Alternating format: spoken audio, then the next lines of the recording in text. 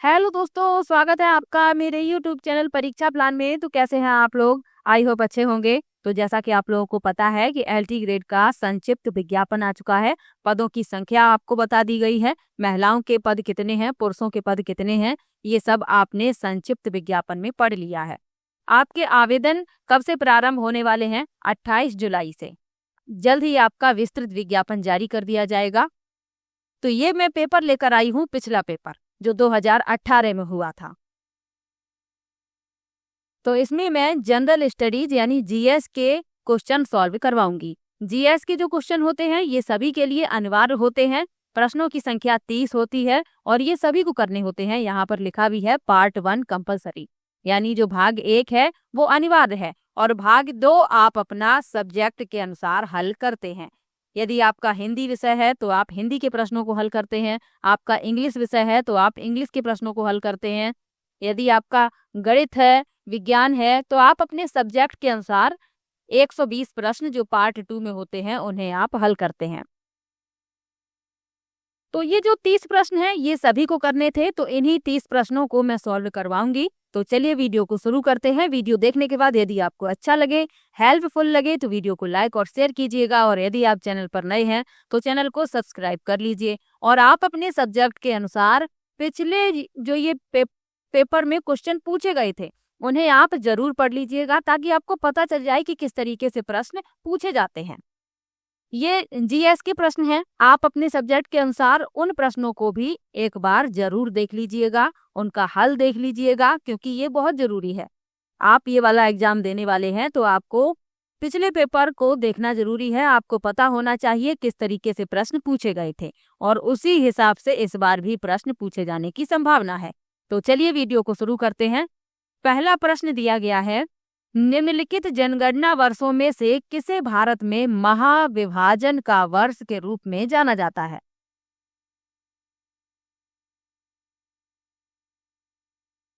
पहला विकल्प है 1911, दूसरा विकल्प है 1921, तीसरा विकल्प है 1951 और चौथा विकल्प है 1991।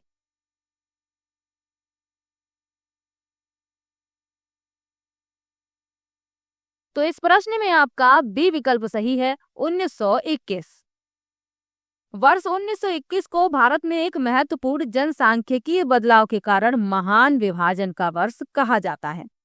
और यही पूछा गया है कि महान विभाजन का वर्ष के रूप में किसे जाना जाता है, तो 1921 को। बी विकल्प इसमें आपका सही हो जाएगा। चलिए आगे बढ़ते हैं, अगले प्रश्न को देख लेते हैं। SRI विधि संबंधित है। पहला विकल्प है धान से, दूसरा विकल्प है कपास से, तीसरा विकल्प है सरसों से और चौथा विकल्प है धान से।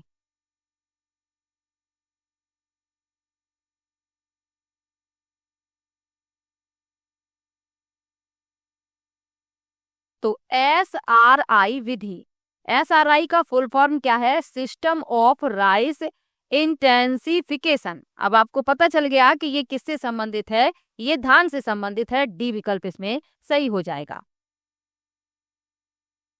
इसे चावल सघनता प्रणाली भी कहा जाता है। धान की खेती करने की एक तकनीक है जो पानी की कम आवश्यकता के साथ साथ उच्च उपज प्राप्त करने में मदद करती है।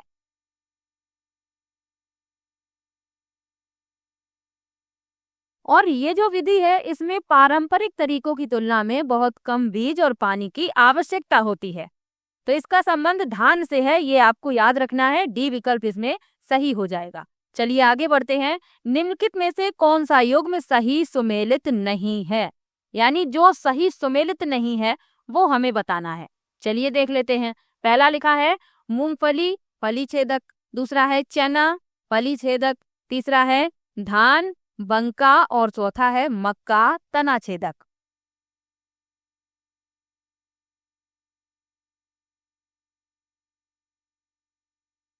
तो इसमें आप देखते हैं कि जो मूंगफली है इसके सामने लिखा है, एक फसल लिखी हुई है और कीट लिखा हुआ है।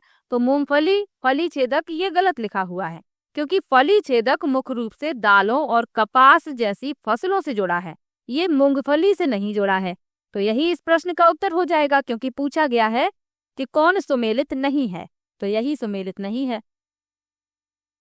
मूंगफली की फसलें आमतौर पर लाल बालों वाले कैटरपिलर और एफिड जैसे कीटों से प्रभावित होती हैं। ये फली छेदक से प्रभावित नहीं होती हैं। बाकी आप देखेंगे चना में फली छेदक लग जाता है, धान में बंका और मक्का में तना छेदक। ये सही लिखे हुए हैं।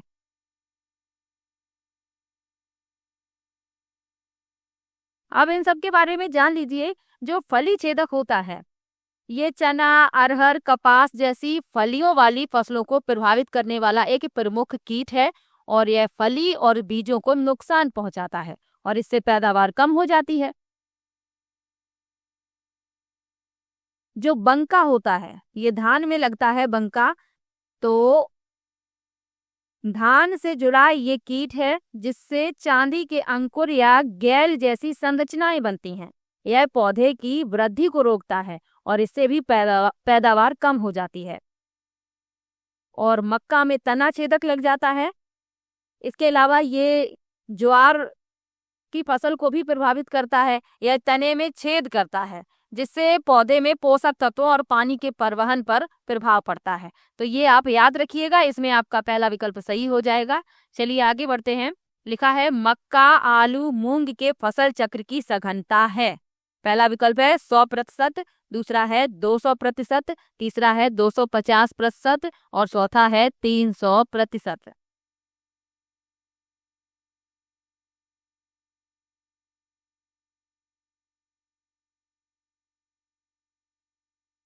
तो मक्का, आलू और मूंग के फसल चक्र की सघनता पूछी गई है, तो ये 100% है। पहला विकल्प इसमें सही हो जाएगा। फसल चक्र की जो तीव्रता है, एक वर्ष में एक ही भूमि के टुकड़े पर फसलों को बोने और काटने की संख्या को संदर्भित करती है। तो ये भी याद रखिएगा। चलिए आगे बढ़ते हैं। निम्नलिखित में से कौन सा युग्म सुमेलित नहीं है? नहीं का विशेष रूप से ध्यान रखिएगा। फसल लिखा हुआ है, प्रजाति लिखी हुई है। अब जो सुमेलित नहीं है वह हमें बताना है। लिखा है मूंगफली, कौशल, सरसों, वरदान, अलसी, चमत्कार, चना, उदय। ये इनकी प्रजातियां लिखी हुई हैं।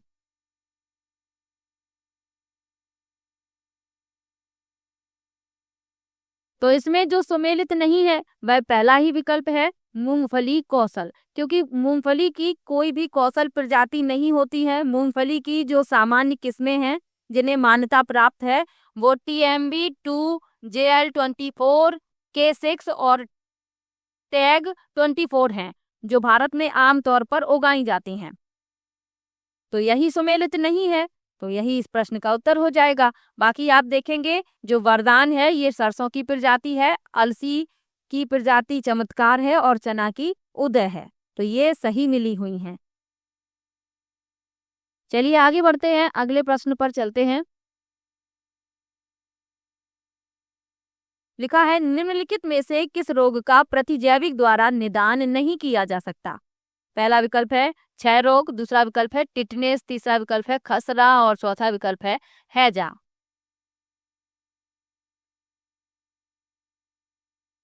तो प्रश्न में पूछा गया है कि किस रोग का प्रतिजैविक द्वारा निदान नहीं किया जा सकता। तो प्रतिजैविक जो होते हैं मुख्य रूप से जीवाणु संक्रमण के कारण होने वाले रोगों के इलाज में उपयोग किए जाते हैं। ये दवाएं जीवाणुओं को मार देती हैं या उनकी वृद्धि को रोक देती हैं। अब इसमें यदि आपको पता होगा कि कौन सी बीमारी बैक्टीरिया द्वारा फैलती है, कौन सी वायरस द्वारा फैलती है, तो आप इस प्रश्न का उत्तर बता पाएंगे। जैसे जो क्षय रोग है ये बैक्टीरिया द्वारा फैलता है, तो इसका इलाज प्रतिजैविक यानी एंटीबायोटिक से किया जा सकता है। तो ये इस प्रश्न का उत्तर नहीं होगा क्योंकि इसमें पूछा गया है नहीं किया जा सकता। दूसरा लिखा है टिटनेस। तो टिटनेस जो है ये भी बैक्टीरिया द्वारा फैलता है और हैजा भी बैक्टीरिया द्वारा फैलता है। लेकिन जो खसरा है ये वायरस से फैलने वाली बीमारी है, तो इसका इलाज, इसका निदान प्रतिजैविक द्वारा नहीं किया जा सकता। तो यही इस प्रश्न का उत्तर हो जाएगा, सी विकल्प।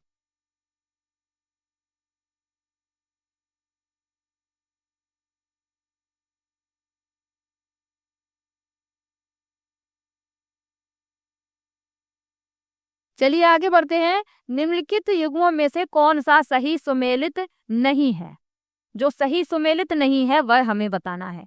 पहला लिखा है कंप्यूटर, चार्ल्स बेबेज। दूसरा लिखा है रेडियो, कॉर्ल बेंज। तीसरा लिखा है बैरोमीटर, ई टोरिसेली। और चौथा लिखा है डायनमो, माइकल फेराडे।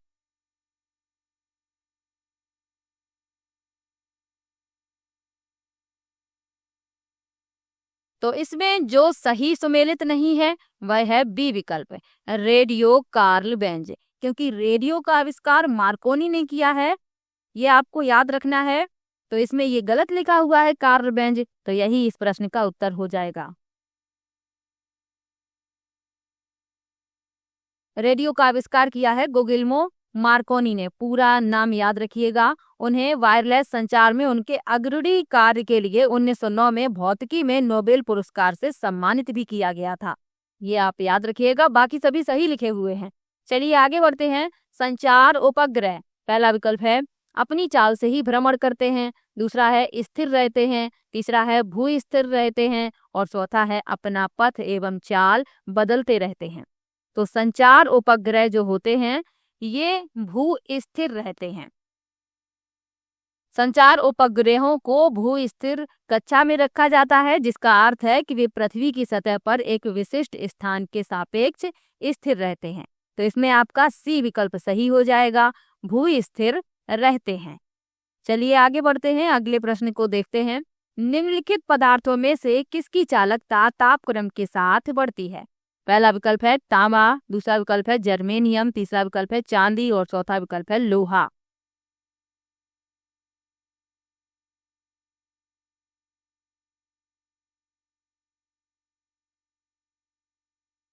तो पूछा गया है किसकी चालकता तापक्रम के साथ बढ़ती है। तो जो अर्धचालक होते हैं इनकी चालकता तापक्रम के साथ बढ़ती है। तो इसमें आपका बी विकल्प सही हो जाएगा, जर्मेनियम। चलिए आगे बढ़ते हैं। अर्धचालक क्या होते हैं? ये ऐसे पदार्थ हैं जिनकी चालकता का स्तर चालकों और इंसुलेटरों के बीच होता है, जैसे जर्मेनियम है, सिलिकॉन है।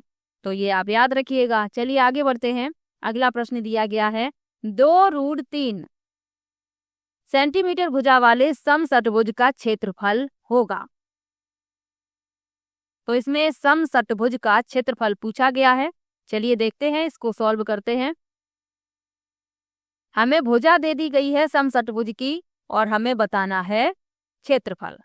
तो समषटभुज का क्षेत्रफल क्या होता है, सूत्र क्या होता है, फॉर्मूला क्या होता है? ये होता है 3√3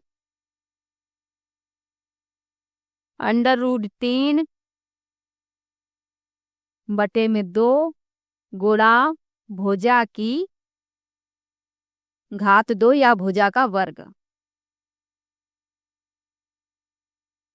ये होता है फॉर्मूला। हम इसमें वैल्यू रख देंगे, हमें भुजा का मान दिया गया है। यहाँ हल कर लेते हैं इसको।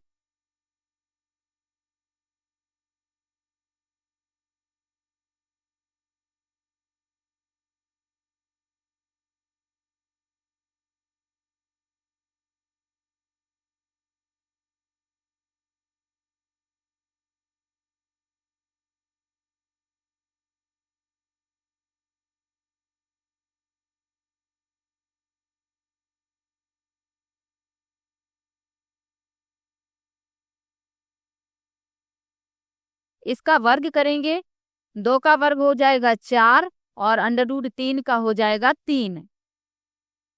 ये 2 से 4 कट जाएगा 2 बार और इनका गुणा कर देंगे। 3 दूनी 6 और 6 तिया 18, यानी 18√3।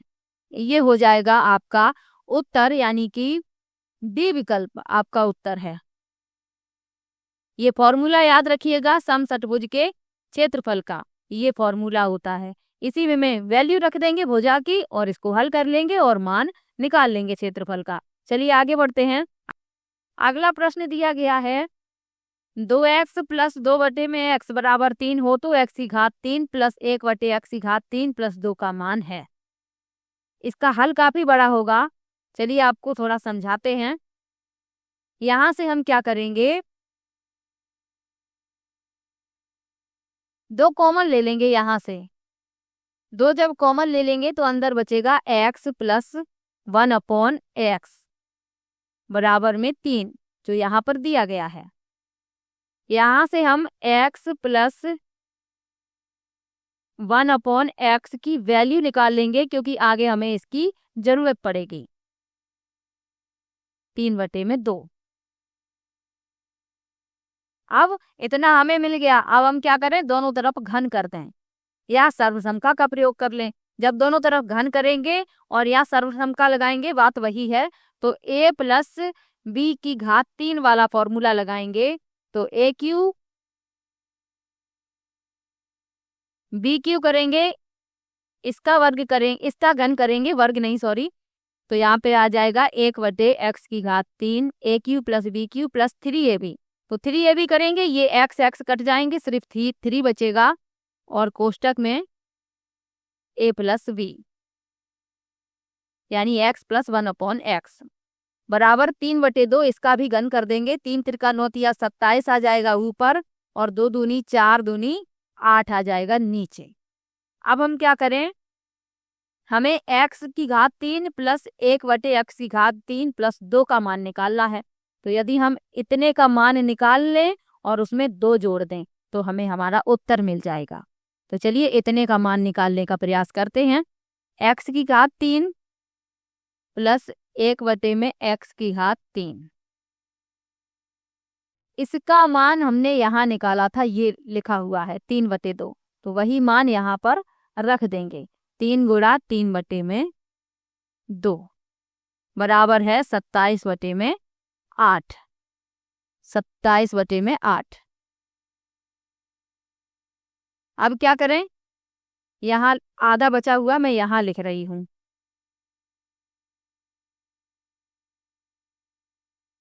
x की घात 3 प्लस 1/x की घात 3, इनका गुणा कर देंगे, कितना आएगा, 3 तिरका 9, नीचे आएगा 2, बराबर में लिखा है 27/8।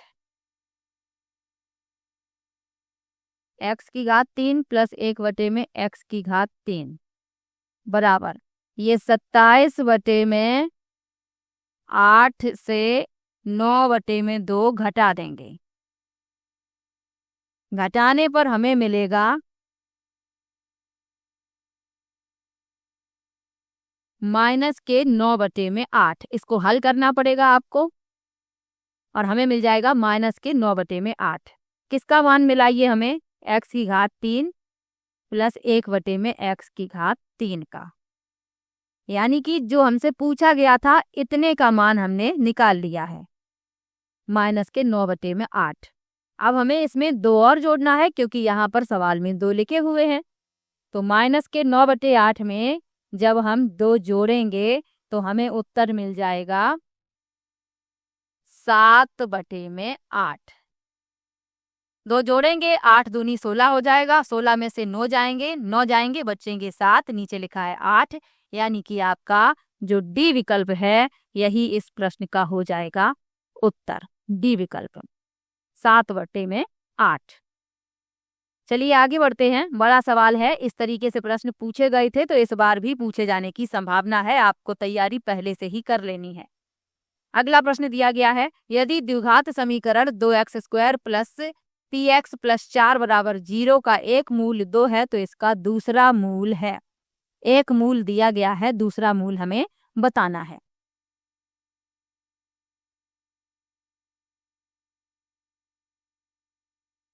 तो इसमें भी फॉर्मूले लगेंगे, मूलों का योग का फॉर्मूला लगेगा -b/a और मूलों के गुणनफल का लगेगा c/a। तो हम इसको हल करेंगे, इसका भी बड़ा हल है। तो इसका उत्तर आएगा तीसरा। अभी मैं यहाँ पर सिर्फ उत्तर बता दे रही हूँ क्योंकि इसमें आपको समझने की जरूरत पड़ेगी। आपको मूलों का योगफल का सूत्र पता होना चाहिए, मूलों का गुणनफल। मूलों का योग होता है -b/a, मूलों का गुणनफल होता है c/a। जो हमें द्विघात समीकरण दिया गया है इसी से हम निकालते हैं। चलिए देख लीजिए, मैं आपको बता देती हूँ। एक मूल हमें दे दिया गया है, कितना दे दिया गया है, 2। दूसरा मूल हमें बताना है, तो मूलों का योग होता है -b/a और मूलों का गुणनफल होता है c/a। C/A का मतलब है ये होता है A, यहाँ पर आप देख लीजिए ये B, ये C। C/A का मतलब हुआ यानी कि मूलों का गुणनफल हो गया 4/2। गुणनफल निकाल रहे हैं, 2 से 4 कट जाएंगे 2, मूलों का गुणनफल आया 2 और एक मूल हमें दिया गया है, 2 दिया गया है, दूसरा मूल हमें निकालना है और मूलों का गुणनफल हमने कितना निकाल लिया 2। x2 बराबर ये 2 से 2 कट जाएंगे एक बार, यानी कि +1 आपका आया। इसी प्रकार से मैंने उत्तर आपका बता दिया था। थोड़ा समझने की जरूरत पड़ेगी, प्रैक्टिस की, 1-2 प्रश्न मैथ के पूछे जाएंगे, लेकिन आपको छोड़ना थोड़ी है इस तरीके के प्रश्नों को। चलिए अगले प्रश्न को देखते हैं। मई 2018 में किस राज्य में सैन्य अभ्यास विजय प्रहार संपन्न हुआ? पहला विकल्प है महाराष्ट्र, दूसरा विकल्प है गुजरात, तीसरा विकल्प है राजस्थान और चौथा विकल्प है मध्य प्रदेश। तो मई 2018 में जिस राज्य में सैन्य अभ्यास विजय प्रहार संपन्न हुआ था वह है राजस्थान। सी विकल्प इसमें सही हो जाएगा। राजस्थान क्षेत्रफल की दृष्टि से भारत का सबसे बड़ा राज्य है, ये आपको याद रखना है। राजस्थान की राजधानी जयपुर है और जयपुर को पिंक सिटी कहा जाता है, तो ये भी साथ में याद रखिए। चलिए आगे बढ़ते हैं। ये करंट के प्रश्न पूछे गए थे। राष्ट्रमंडल खेल 2018 में बैडमिंटन का महिला एकल खिताब किसने जीता? पहला विकल्प है साइना नेहवाल, दूसरा विकल्प है पीवी सिंधु, तीसरा विकल्प है के गिलमोर और चौथा विकल्प है मिशेल ली। तो राष्ट्रमंडल खेल 2018 में बैडमिंटन का महिला खिताब जीता था साइना नेहवाल ने। पहला विकल्प इसमें सही हो जाएगा। चलिए आगे बढ़ते हैं। विश्व प्रेस स्वतंत्रता सूचकांक 2018 में भारत का स्थान है। तो 18 वाले ये प्रश्न पूछे गए थे, करंट अफेयर से संबंधित थे, तो इस तरीके के प्रश्न इस बार भी पूछे जाएंगे। इस प्रश्न में आपका पहला विकल्प सही है। 2018 के अनुसार इसमें पहला विकल्प सही है। चलिए आगे बढ़ते हैं। निम्नलिखित में से किस ग्रंथ में कहा गया है कि वे जो संस्कृत भाषा शुद्ध बोल नहीं सकते थे उन्हें मिलेच्छ कहा जाता था? पहला विकल्प है श्वेताश्वर उपनिषद, दूसरा है गोपथ ब्राह्मण, तीसरा है बृहदारण्यक उपनिषद और चौथा है शतपथ ब्राह्मण।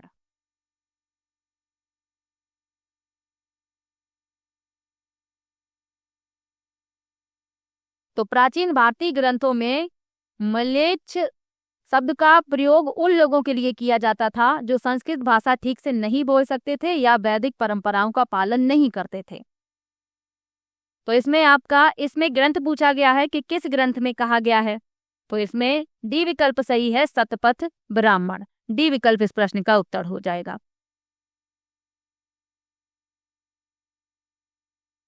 चलिए आगे बढ़ते हैं। सूची 1 को सूची 2 से सुमेलित कीजिए तथा सूचियों के नीचे दिए गए कूट का प्रयोग कर सही उत्तर चुनिए। हमें पहले मिलान करना है, फिर इस कूट में से बताना है कौन सा उत्तर सही है। चलिए मिलाते हैं। लिखा है चंद्रगुप्त प्रथम, यहाँ राजा लिखे हुए हैं और यहाँ पर उनकी पत्नी का नाम लिखा हुआ है, तो हमें राजा को उनकी पत्नी के नाम से मिलाना है। चंद्रगुप्त प्रथम की पत्नी का नाम था कुमार देवी, तो इसे मिला देंगे तीसरे से ए को। समुद्रगुप्त की पत्नी का नाम था दत्ता देवी, पहले से मिला देंगे। चंद्रगुप्त द्वितीय की पत्नी का नाम कुबेर नागा और कुमारगुप्त प्रथम की पत्नी का नाम अनंत देवी, यानी कि ए का तीसरा, बी का पहला, ए का तीसरा, बी का पहला, सी का दूसरा और डी का चौथा।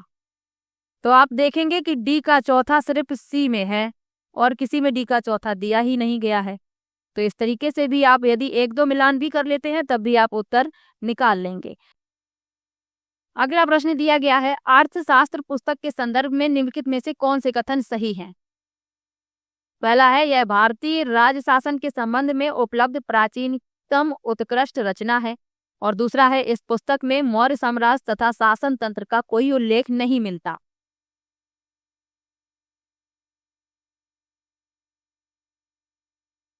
तो अर्थशास्त्र पुस्तक के रचयिता कौन है? कौटिल्य हैं। इन्हें ही विष्णुगुप्त कहा जाता है, इन्हें ही चाणक्य कहा जाता है।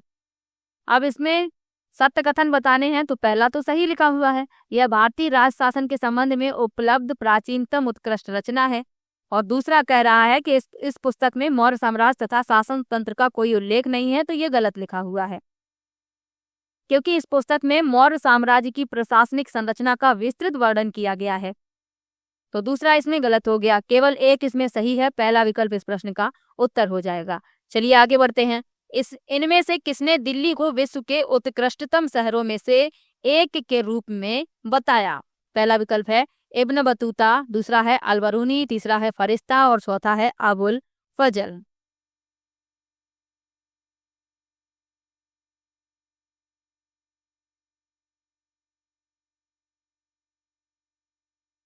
तो इस प्रश्न में आपका पहला विकल्प सही है। इब्न बतूता ने दिल्ली को विश्व के उत्कृष्टतम शहरों में से एक के रूप में बताया था। ये मोरक्को का यात्री था और ये भारत की यात्रा के लिए आया था मोहम्मद बिन तुगलक के शासनकाल के दौरान। इसने भारत का दौरा किया था, तो इसमें आपका पहला विकल्प सही हो जाएगा। चलिए आगे बढ़ते हैं। भारत में स्थानीय स्वायत्त शासन का जनक किसे कहा जाता है? पहला विकल्प है लॉर्ड लिटन, दूसरा है लॉर्ड रिपन, तीसरा है लॉर्ड कर्जन और चौथा है लॉर्ड डलहौजी। तो भारत में स्थानीय स्वायत्त शासन का जनक कहा जाता है लॉर्ड रिपन को। बी विकल्प इसमें सही हो जाएगा।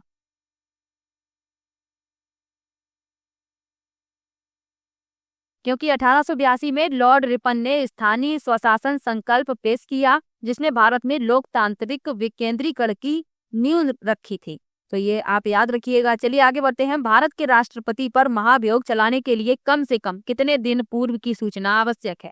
पहला विकल्प है 7 दिन, दूसरा है 14 दिन, तीसरा है 21 दिन और चौथा है 30 दिन। तो भारत के राष्ट्रपति के महाभियोग की प्रक्रिया के लिए कम से कम 30 दिनों पूर्व सूचना आवश्यक है, तो इसमें आपका डी विकल्प सही हो जाएगा, 30 दिन। और अनुच्छेद 61 महाभियोग प्रक्रिया को रेखांकित करता है, जिसमें जांच और संसद द्वारा मतदान शामिल है। तो ये भी याद रखिएगा, अनुच्छेद भी पूछा जा सकता है। चलिए आगे बढ़ते हैं। अगला प्रश्न दिया गया है, भारत में किसी राज्य के राज्यपाल को पद और गोपनीयता की शपथ कौन दिलवाता है? पहला विकल्प है भारत का राष्ट्रपति, दूसरा विकल्प है भारत का उपराष्ट्रपति, तीसरा विकल्प है भारत के उच्च न्यायालय का मुख्य न्यायाधीश और चौथा है राज्य की विधानसभा का अध्यक्ष।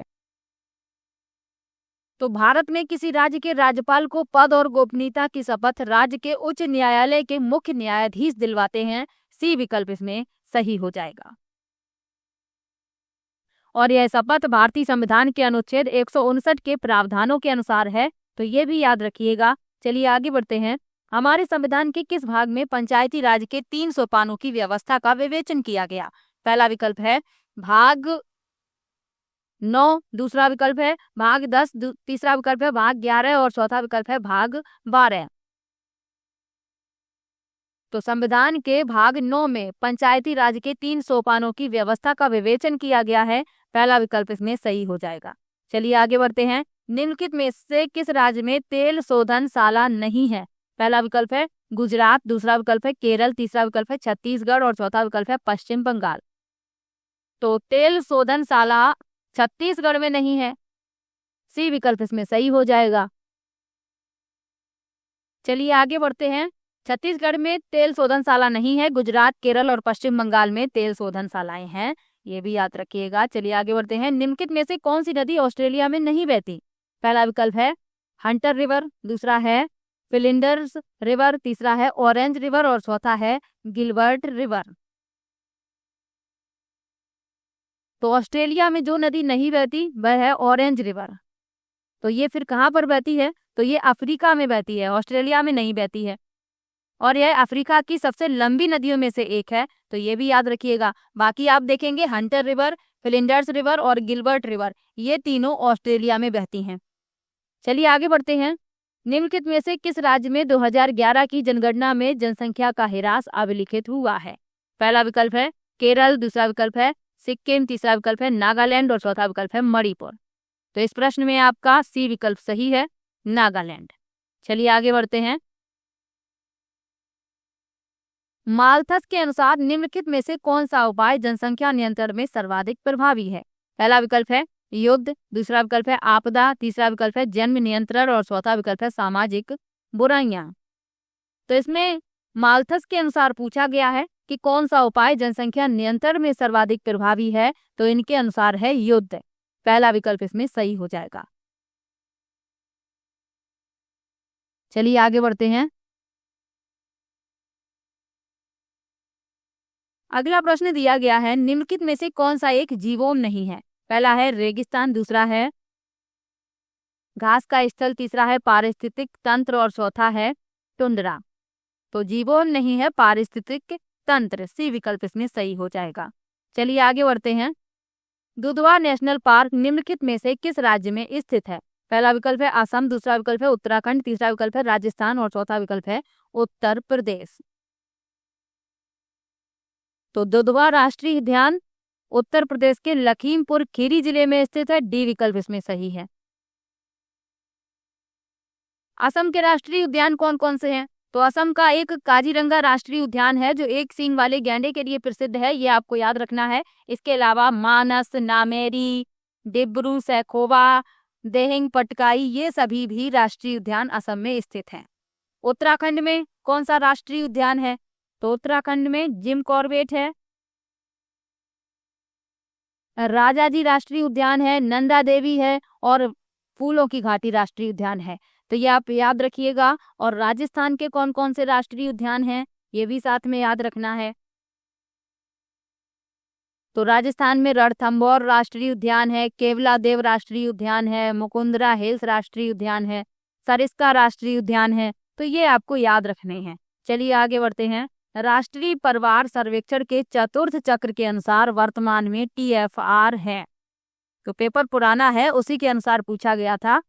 कुल प्रजनन दर और बच्चे प्रति महिला, ये पूछा गया है TFR। पहला विकल्प है 2.2, दूसरा है 3.2, तीसरा है 4.2 और चौथा है 4.5।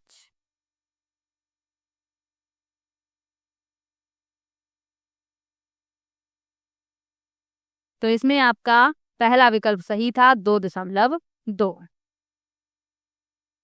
तो ये GS के क्वेश्चन थे जो मैंने सॉल्व करवाए हैं। कुल 30 प्रश्न पूछे जाते हैं। तो किसी भी प्रश्न में आपको डाउट हो आप कमेंट बॉक्स में जरूर लिखिएगा और वीडियो कैसा लगा ये भी कमेंट में जरूर बताइएगा। मिलते हैं नेक्स्ट वीडियो में, तब तक के लिए बाय बाय।